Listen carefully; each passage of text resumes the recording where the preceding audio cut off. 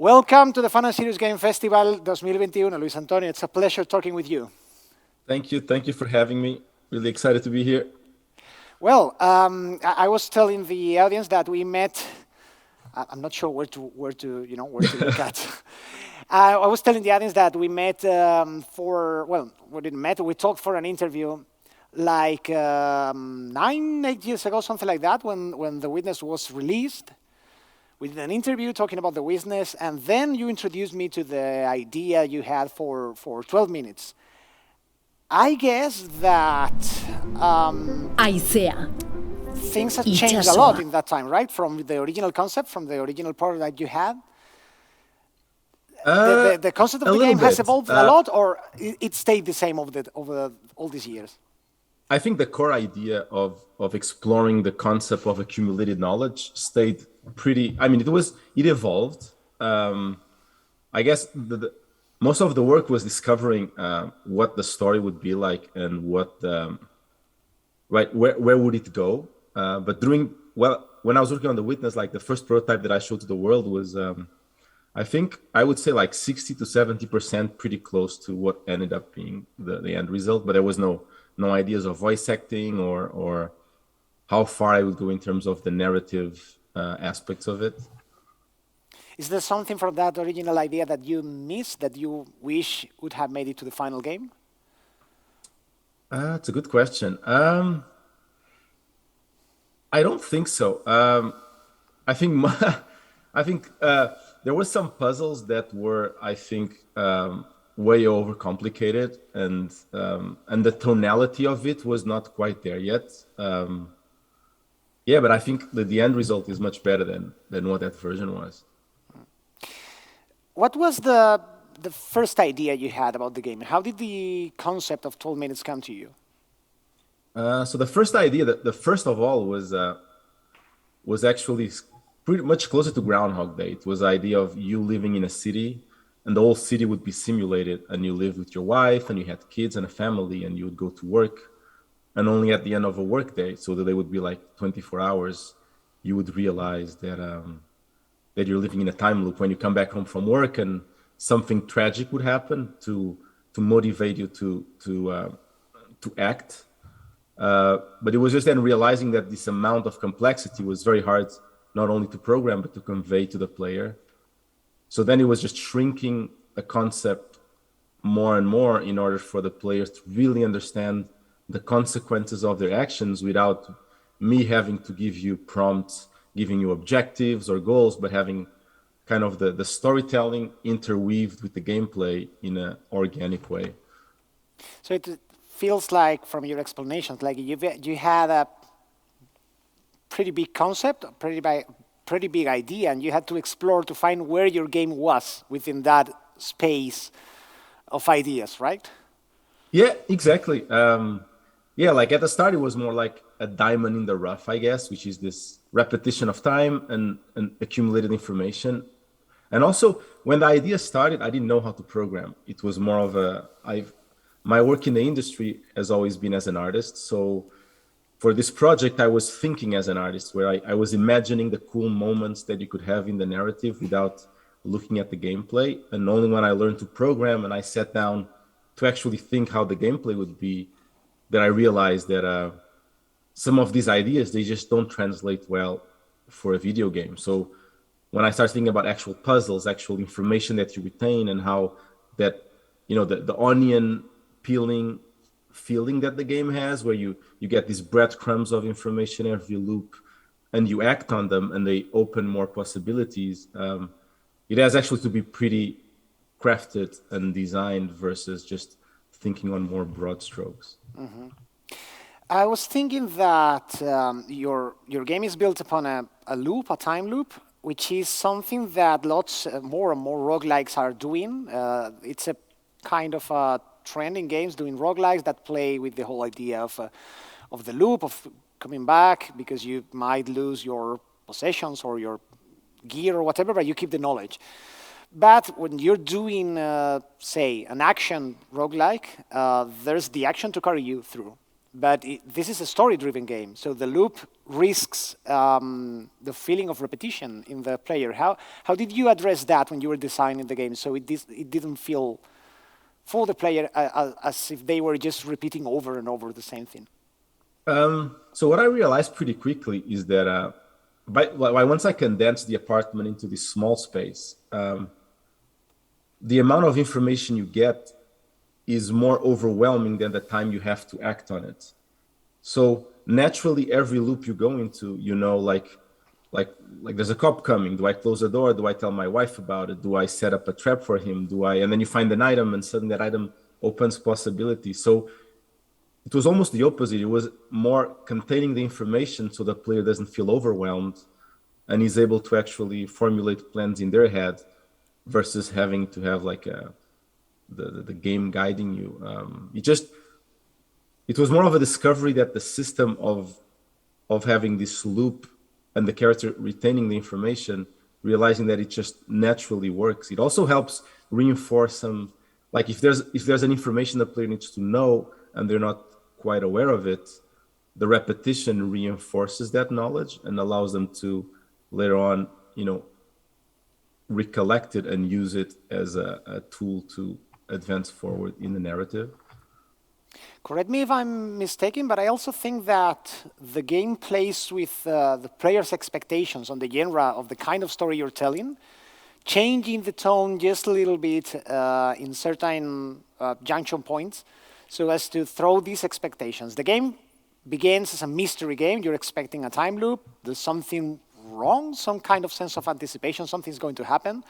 Then it evolves into a thriller, then it evolves into a horror story or a crime story, then you know what I mean, right? Like the game changes and it's a different game every time you cross a certain threshold without spoiling anything. Definitely.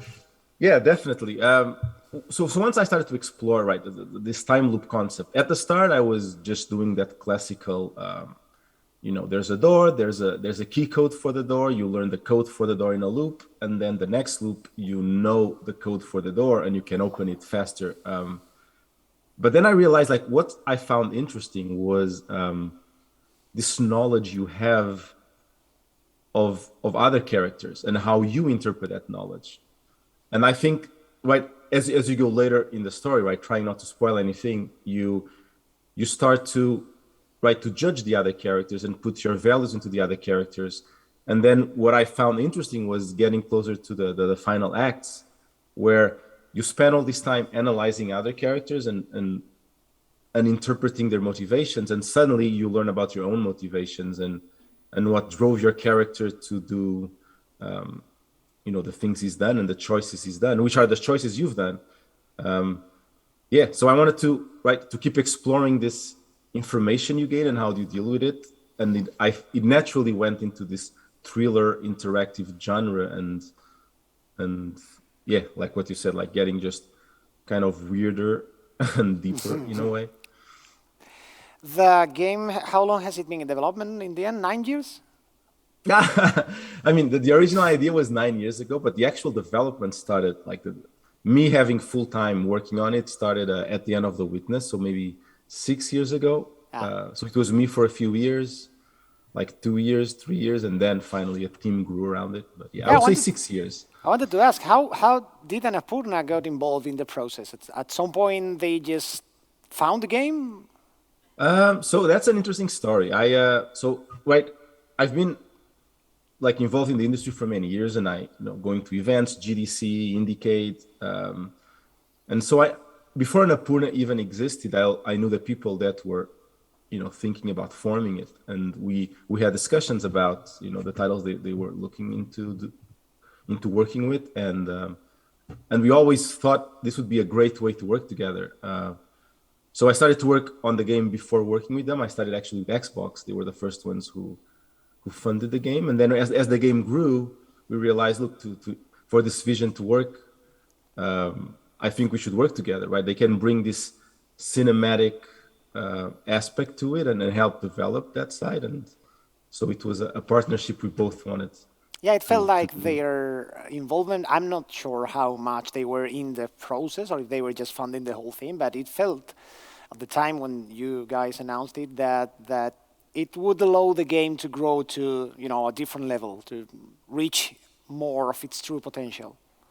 Yeah, I think so. Like it's more like I think every publisher has an angle of how they look at things, and the angle that I was looking at this project when I realized it would be character based and there would be a story that would drive the player.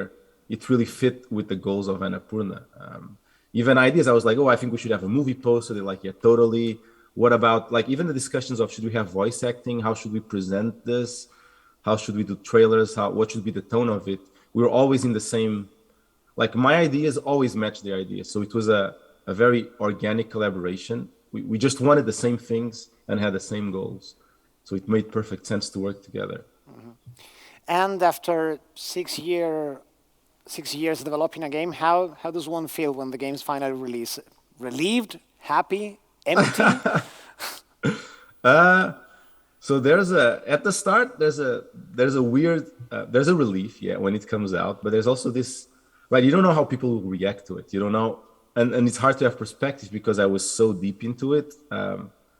But yeah, I think there's a relief, and I'm happy it got such positive feedback and reactions, and I mean everyone's the month it came out, everyone was talking about it, and there was definitely people trying to dig into the story and trying to understand what it was trying to say. Yeah, I think it's mostly a sense of happiness and relief. But it's, as a developer, right? My pleasure is doing the game. The actual release is like a short window right before I go back into doing something else. But yeah, I'm happy. I don't have to think about all the permutations and variations of the narrative anymore. I can just forget about them. We'll talk about that design part in a minute, but I wanted to ask you, you have mentioned how fun it is to see the reactions of people playing the game. Have you visited the Steam forums where people are speculating about the story? Because that's a very interesting place to be. That's an interesting read right now. Oh yeah. I've devoured, I think, everything that everyone has said about the game. I mean, actually, the actual game development was a lot about how people react to the story. So as I was working, I was always, having friends play, other designers, or bouncing ideas around, and seeing people play to see what they try to do. Like a lot of the options the game gives you are based on what people that I told them the idea would try to do as I told them the premise. So yeah, seeing people interpreting and piecing things together and even analyzing what's going on, it's very enjoyable actually to follow people doing. And I've seen you obviously deliberately refuse to participate in the discussion, so you haven't actually told them what's true or not, what to think, or what the game is about. So I guess it feels like, you have no fucking idea what's going on. I don't know. I mean, I think I think one of my goals was to keep things open to interpretation. There were things that drove the decisions, and there's a logic to it, but I think this kind of work is better if it's left open to interpretation and discussion. I mean, there's answers in the experience. There's the more you dig, the more you learn. That's something I wasn't expecting, because I put credits at certain points so that people would understand that credits do not mean an ending, but they got interpreted as endings, which I think stopped some people from going further into the narrative and stopping at certain points. But there's a lot of clues inside the story to answer a lot of questions. But yeah, I hope the work speaks for itself.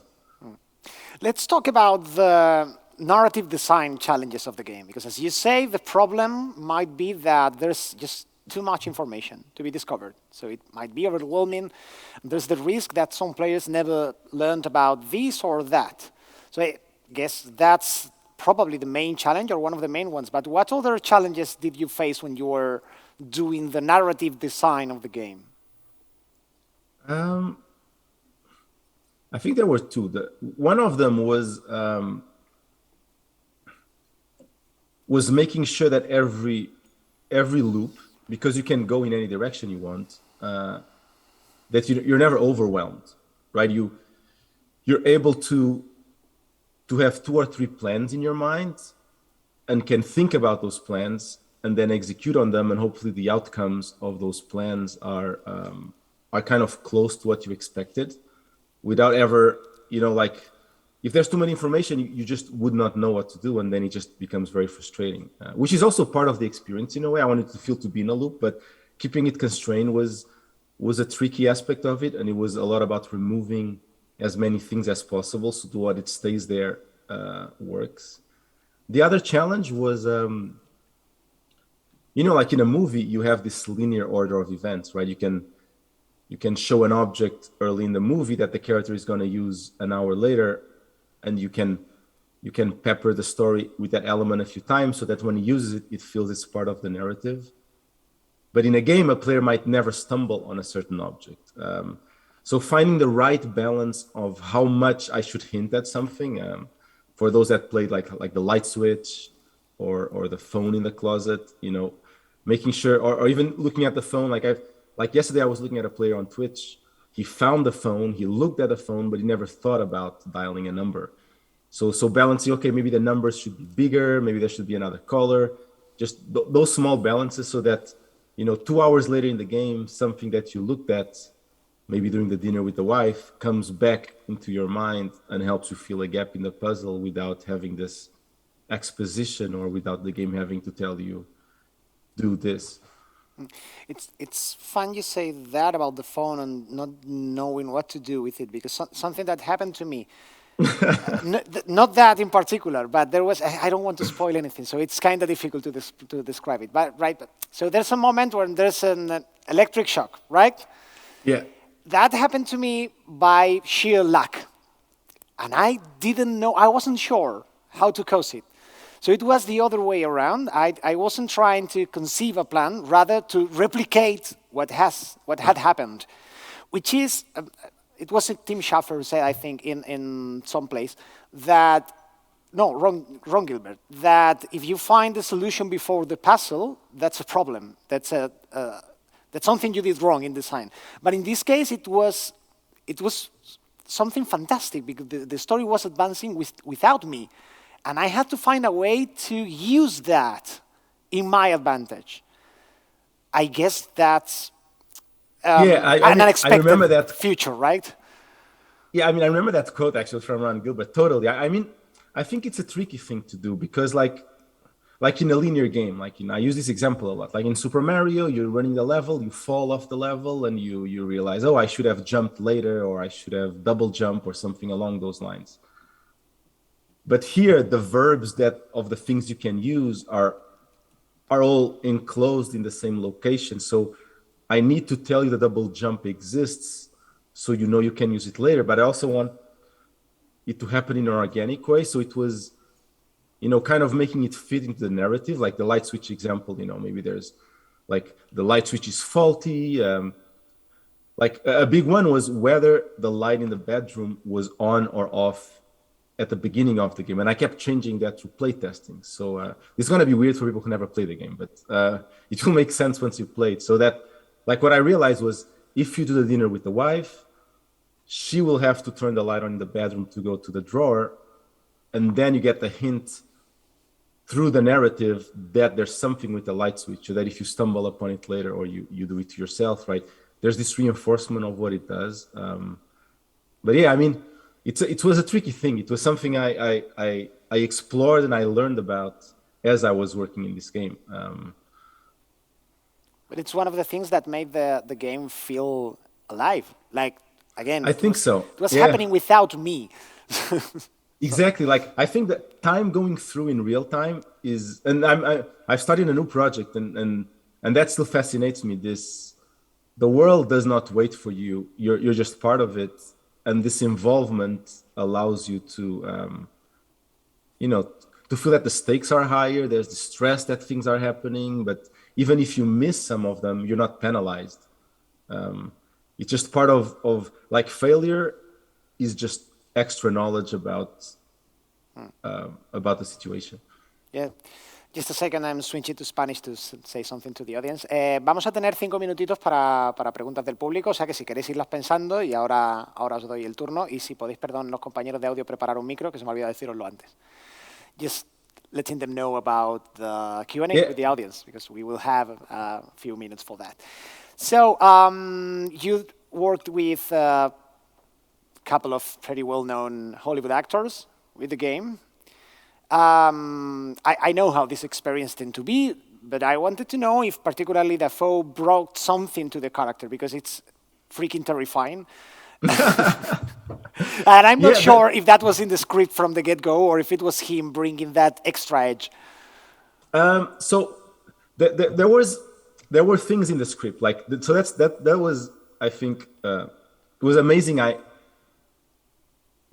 Like they were interested in the project and we could work with them, because like me as a designer, like there were some elements to this intruder that I needed. You know, I needed him to feel menacing. I needed him to feel like it had to be clear you couldn't overcome this character, even though, you know, you have a knife and you're repeating the time loop. But it was Willem who decided how we would play the character. Like there were lines about what he had to say, but the tonality of it, or even finding, you know, like a bit of a spoiler, but not that much, right? You eventually manage to overcome the intruder and interrogate him, you know. So there was this switch of the character being in control to not being in control, which, right, I knew I needed that change to happen. I need the player to understand, okay, now you can ask him questions versus him being this relentless character. And yeah, Willem was the one, right, who did the work of figuring out, you know, what would that change be? How would he verbalize it? And there was all this work that I realized, right, because we don't show the character faces, a lot of emotions have to be expressed through the voice acting. You know, if someone is smiling, like for Daisy Ridley, right, smiling has to come through the way she talks, because you don't see a smile on her face, or James having the more guttural expressions when he gets really tense and anxious, and they were the ones exploring these in order to, you know, convey a lot more than what we actually see with those puppets moving from the top-down view. Okay, let's see if someone in the audience has a question. Levantad la mano, ¿alguien tiene alguna pregunta? No seáis tímidos. La podéis hacer en español y yo la traduzco. Un micrófono por aquí, por favor.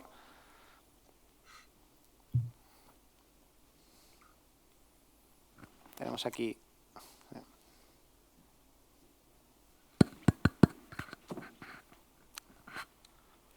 Okay, how, like, you have been working as an artist for Rockstar Games, right? The Witness, etc.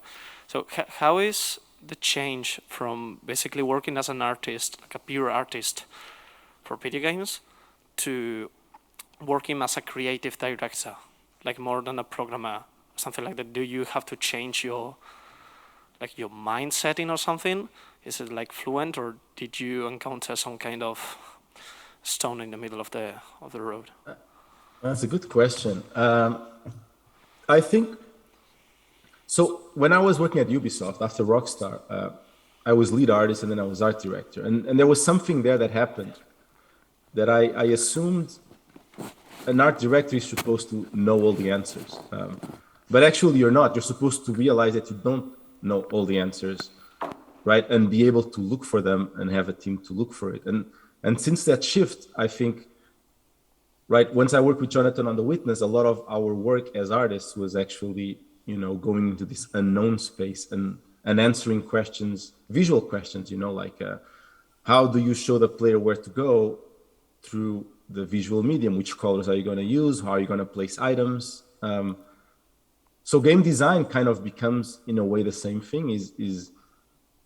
It was understanding, like the elements were different, right? Now it's gameplay, it's UI interface, it's this narrative, but the approach to it was actually pretty similar. I think the biggest challenge was just learning how to program and wrapping my mind around, you know, learning how to program at the same time I'm trying to figure out the game. But I think the biggest thing, honestly, that I think I've learned before going on 12 minutes was being comfortable having no idea what I'm doing. That helps. That's useful in life in general. I've got another question. Exactly. I've got another question. Now you mentioned your artistic approach. There's a lot of symbolism if you've got the right eye for that in the game. Like there's this picture of this painting of an egg, and the hatches, and Yeah. it's an Ouroboros, the circular snake that bites its own tail, which represents infinity, which in a game about the time loop, it's very spot on. I guess you approach that as an artist and try to plant as many seeds as possible, right? Yeah, like I realized, like, right, there was this, like, early on the apartment was this practical set for gameplay. But then, like, as an artist, you want to tell a narrative, like, who are these people? What do you want to tell about them? But I also didn't want to be saying things that go away from the elements the story is exploring. Like I decided there's no clocks in the apartment. You don't know what year the story is happening. You don't know the day. Even the clock doesn't say what hour it is. You don't know the names of the characters. So I decided to focus on what's going on in the narrative. And I was like, well, paintings help fill up the space. And if we're going to have paintings, they could explore different elements of what is being spoken about without actually, telling out to you straight on. So like every pictorial element, like from the Polaroid to the painting in the bedroom, they explore, like some explore how the main character sees his relationship with the wife. Others explore, the emotional journey of the relationship between them. So it was just finding ways to represent these things non-verbally. ¿Alguna pregunta más por aquí? Una manita levantada. We've got a shy audience today. But I've got a final question for you. I know how this industry is. You can't give a direct answer, but I have to try at least to see where you're going now. What now? What comes now? So now I've had some idea. Like through 12 minutes, I had a ton of ideas in my head that I wanted to explore. But I think the worst thing you can do is start something before you finish something else. But now that I finished this, I'm just slowly exploring some ideas I had. And now that I know how to program, it's just I can prototype them faster. I'm exploring some ideas. I'm taking my time because I have the chance to do so, and hopefully building a team soon and have something else going on. I'm just exploring concepts that I really enjoyed in 12 minutes. Like I could talk about them. Like something that I think worked in that game was there's a merge of storytelling and gameplay, right? Most games you have the cutscene, then you have the action, then you go back to the cutscene. But in 12 minutes, there's no separation between them, and that's something that I think could be explored more. So I'm exploring that, and then just this idea of something that I really want to do in 12 minutes, where you don't, right? There's no losing, there's no loading and saving the game. It just goes, and I started to remove a lot of elements from classic games, like levels, points, scoring, winning and losing, and I think I can go further in that idea of the game just goes. There's no failure state. The thing just adapts at what you're doing, and so I'm trying to see how I can pull that off. It's very early. Do you still want to keep it simple, relatively small, or are you tempted to go big and build a bigger team? Now you have the expertise, you have the clout to pull that move, and probably to find the funding to put 100 people together and do something really big. I've been asking myself that question. Like, I think first I need some vacations. I haven't had vacations since I finished the game, and there's we released some platforms recently. There's all this support we need to give. I don't know. I think that's a big industry question, because the bigger the game, some things change in how much room you have to do things and how you approach certain things. And there's also this thing that we have in the industry where if your studio is bigger than 30 people and you finish a game, you suddenly have 30 mouths to feed. You need to have another project after, and you lose this creative freedom of spending maybe a year to think about what you're gonna do next. well, if you keep it small, you can do that. But I would like to do a bigger game. So I don't know. I'm looking at the options and how a collaboration could be made that's a bit out of the classical build old studio and then have to maintain that studio and do sequels or keep doing more games. But like I've been looking at how movies do it, where you attach a director and a screenwriter and they build they build like a story or an idea, and then you build a team around that project that then it dissolves after. But I also liked working with people more than contractors and freelancers. So I don't know yet. It's a good question. I'm trying to find the answer for. We'll have to keep an eye on you then. Yes.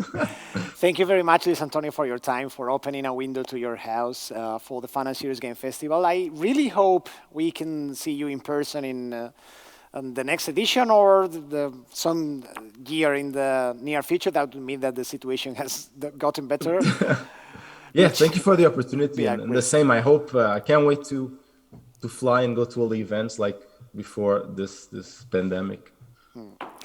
Thank you very much. Please put your hands together for Luis Antonio. Thank you for your time. And Thank see you everyone. very soon.